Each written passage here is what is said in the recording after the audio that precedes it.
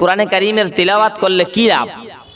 হাদিসে আল্লাহ রাসূল সাল্লাল্লাহু আলাইহি ওয়াসাল্লাম বলেন, হযরত ইবনে উমর রাদিয়াল্লাহু তাআলা আনহু থেকে বর্ণিত, আন ইবনে উমর রাদিয়াল্লাহু তাআলা আনহুমা قال قال رسول الله صلى الله عليه وسلم, হযরত ইবনে উমর রাদিয়াল্লাহু তাআলা আনহু থেকে বর্ণিত, আল্লাহ রাসূল সাল্লাল্লাহু আলাইহি ওয়াসাল্লাম বলেন, ইন্না হাযিহিল কুলুবা তাসদাউ, বলে আমাদের যে অন্তরগুলো আছে এই অন্তরগুলোর মধ্যে মরিচিকা অনেক সময় পড়িয়া যায়।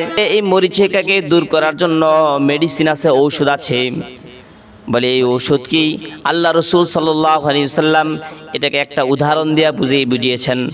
বলে যেমন নাকি তোমরা দেখো দুনিয়ার মধ্যে বিভিন্ন লোহা জাতীয় বস্তু, রড বলে আর অন্যান্য লোহা জাতীয় বস্তু, এগুলোর মধ্যে যখন নাকি পানি পড়ে যায় অথবা অন্য কোনো জিনিস মিক্স হয়, তখন পানি পড়ার কারণে ওই রড বা লোহা জাতীয় বস্তুটা আস্তে আস্তে মরিচিকা ধরে ওই লোহা জাতীয় বস্তুরা শেষ হয়ে যায়, তার অস্তিত্ব বিলীন হয়ে যায়, তার অস্তিত্ব খুঁজে পাওয়া যায় না, আস্তে আস্তে সেটা নষ্ট হয়ে যায়, কার্যক্ষমতা নষ্ট হয়ে যায়।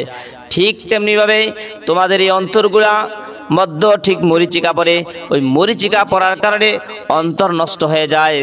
তখন সাহাবে কেরাম জিজ্ঞেস করলেন, ইয়া রাসূলুল্লাহ, তাহলে এই মরিচিকাকে দূর করার জন্য, অন্তরের মরিচিকাকে দূর করার জন্য কি মেডিসিন আছে, কি ওষুধ আছে? তখন রাসূল কারীম সাল্লাল্লাহু আলাইহি ওয়াসাল্লাম বললেন, এর জন্য দুইটা মেডিসিন উল্লেখ করলেন। এক নম্বর মেডিসিনের নাম হলো কাসরাতু যিকরিল মাউত, মৃত্যুর কথা বেশি বেশি করে স্মরণ করা। বলে যারা বেশি বেশি করে মৃত্যুর কথা স্মরণ করবে, তাদের অন্তরের মধ্যে যেই মরিচিকা পড়েছিল, যে গুনাহের দাগ পড়েছিল, যে গুনাহের কালিমার লাল কালো দাগ পড়েছিল, ওটা আস্তে আস্তে দূর হয়ে যায়, আস্তে আস্তে সরে যায়, তখন তার দিলটা স্বচ্ছ পরিষ্কার হয়ে যায়।